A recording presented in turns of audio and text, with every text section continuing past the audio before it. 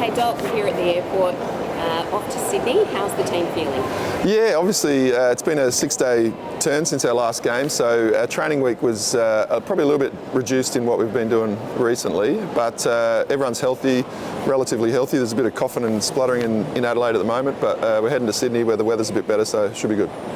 Selection, you're going in unchanged. Yeah. What does that mean for the stability of the team, things like that? Yeah, so obviously we had a lot of changes last week. We had 5, so it's probably some of those players that came out are unlucky because they played pretty solid footy, but obviously the team didn't perform the way we expect in round 1. But last week's performance, obviously it took us a while to get going and hit the scoreboard, but all across the game the intensity and the pressure was probably back at the level that we wanted. So yeah, it's a reward for performance ultimately. That last quarter, 7 goals in the last 12 minutes of the game or something like that. Yeah. What do you think really clicked, and do you consider it potentially a turning point in the season?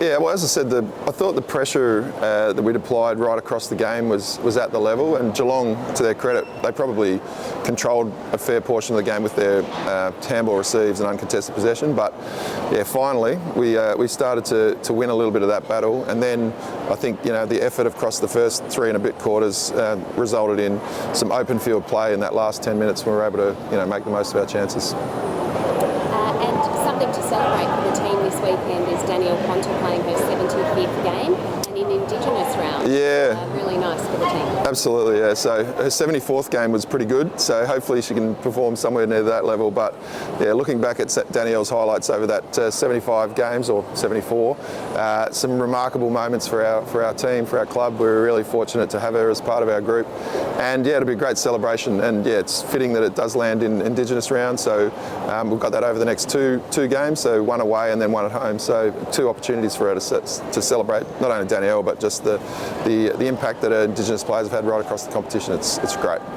Playing GWS this weekend, what do you think it's going to take to sort of beat them? Yeah, so they're offensively, they're really strong. They take the game on, really high speed footy.